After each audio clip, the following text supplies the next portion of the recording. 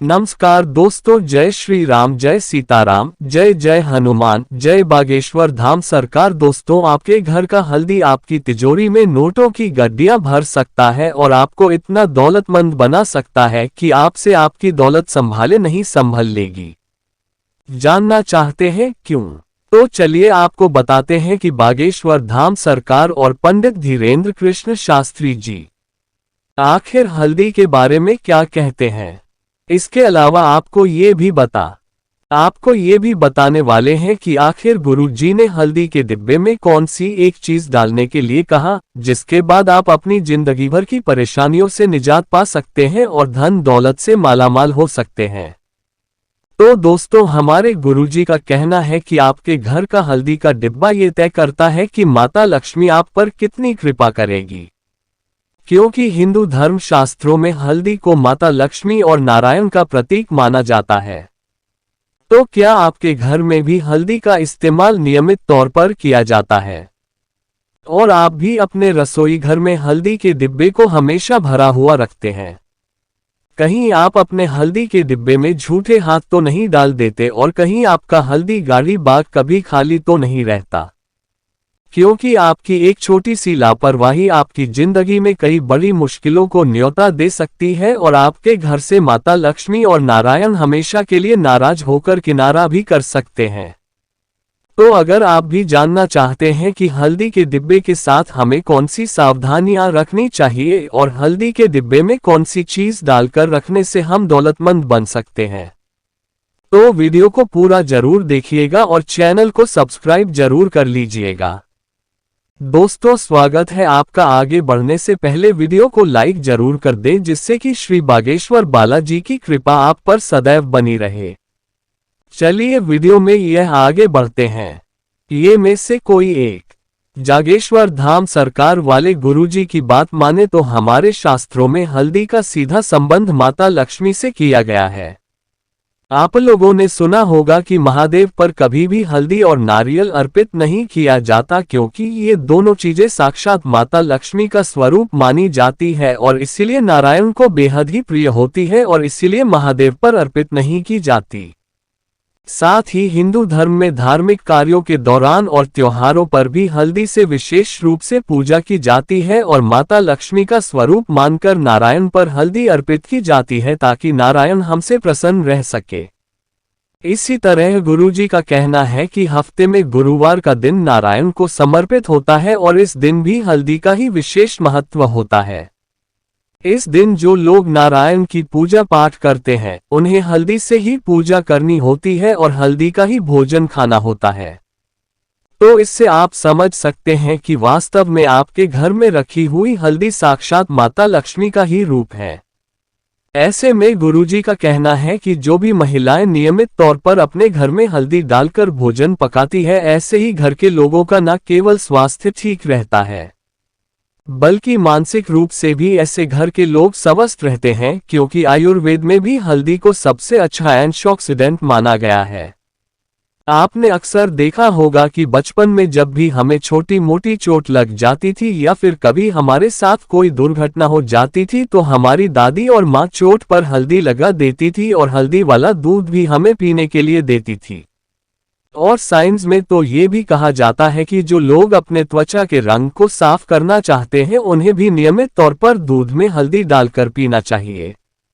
इससे उनके शरीर में मेलानिन कम रिलीज होता है और मेल इनकम रिलीज होने की वजह से अपने आप उनका रंग गोरा होने लग जाता है।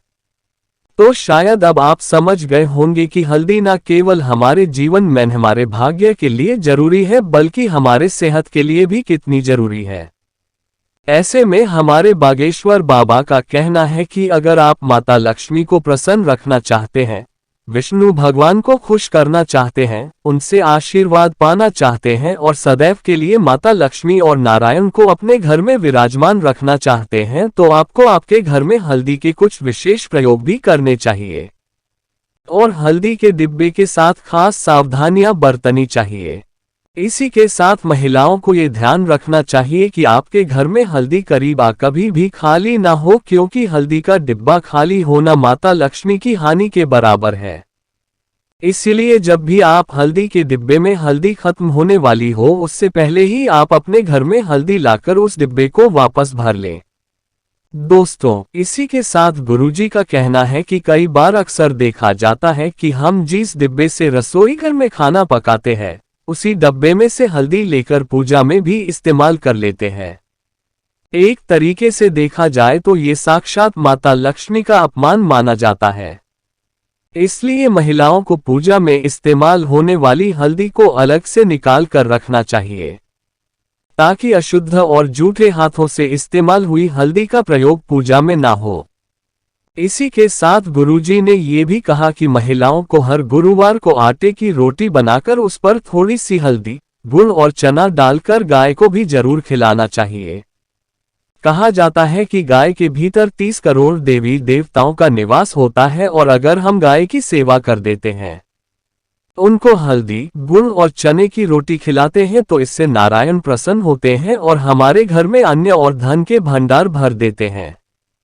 इसी के साथ गुरुजी का कहना यह भी है कि महिलाएं कोशिश करें कि सप्ताह में कम से कम एक बार अपने घर में पोंछे के पानी में हल्दी डालकर उससे घर का पोछा जरूर लगाएं। इससे घर में सकारात्मक ऊर्जा बनी रहती है और आपके घर में दर्द पैर नहीं पसारती। साथ ही जो महिलाएं अपने घर के मुख्य द्वार को हर रोज हल्दी से लीपकर कुमकुम से स्वास्तिक बनाती है और उस पर कुछ चावल के दाने रख देती है और घर के मुख्य द्वार पर दीपक जलाती है, ऐसे घरों में भी माता लक्ष्मी की कृपा हमेशा बनी रहती है और कभी भी ऐसे घर में धन से जुड़ी परेशानियां नहीं होती। शुक्रवार वाले दिन महिलाओं को कोशिश करनी चाहिए कि वह माता लक्ष्मी की पूजा जरूर करें और उन्हें हल्दी का टीका जरूर लगाएं। कहा जाता है कि अगर आप माता लक्ष्मी को हल्दी का तिलक लगाती है और नारायण को हल्दी से पूजती है, साथ ही केले की जड़ में हल्दी वाला जल अर्पित करती है, तो ऐसा करने से भी नारायण और माता लक्ष्मी प्रसन्न होते हैं और आपके परिवार में दिन दूनी रात चौगुनी तरक्की के रास्ते खोल देती है। साथ ही गुरु जी ने ये भी कहा कि अगर आप अपने घर में धन संबंधी परेशानियों से छुटकारा पाना चाहती हैं और अपने जीवन में तरक्की करना चाहती है, उन्नति के नए नए मार्ग खोलना चाहते हैं, तो आप हल्दी और चावल का सहारा ले सकते हैं।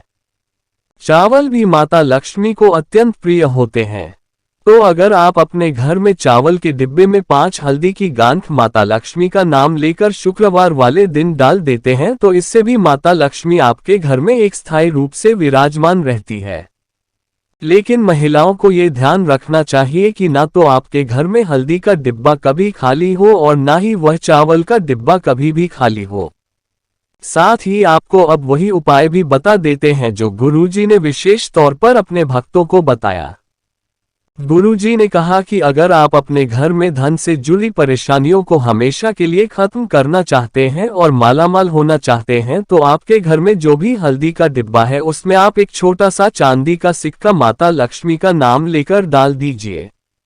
यह उपाय अगर आप शुक्रवार वाले दिन करते हैं तो आपको बेहतर परिणाम मिलते हैं। आपको मान सम्मान में बढ़ोतरी मिलती है और आपका ऐश्वर्य, वैभव और यश बना रहता है। किसी के साथ अगर आप अपनी जिंदगी में कुछ अच्छा करना चाहते हैं, सफल होना चाहते हैं, तो हर रोज हल्दी का टीका अपने माथे पर जरूर लगाएं। ऐसा करने से आपका गुरु और सुख ग्रह मजबूत होता है और ये दोनों ही ग्रह आपकी धन संबंधी परेशानियों को खत्म करते हैं। इसी के साथ अगर आप अपने घर की तिजोरी में बरकत बनाना चाहती हैं तो शुक्रवार वाले दिन हल्दी से माता लक्ष्मी की पूजा जरूर करें। उन्हें पीले रंग की खीर का भोग लगाएं। उसके बाद उसी हल्दी को लेकर अपनी तिजोरी पर स्वस्तिक बना लें।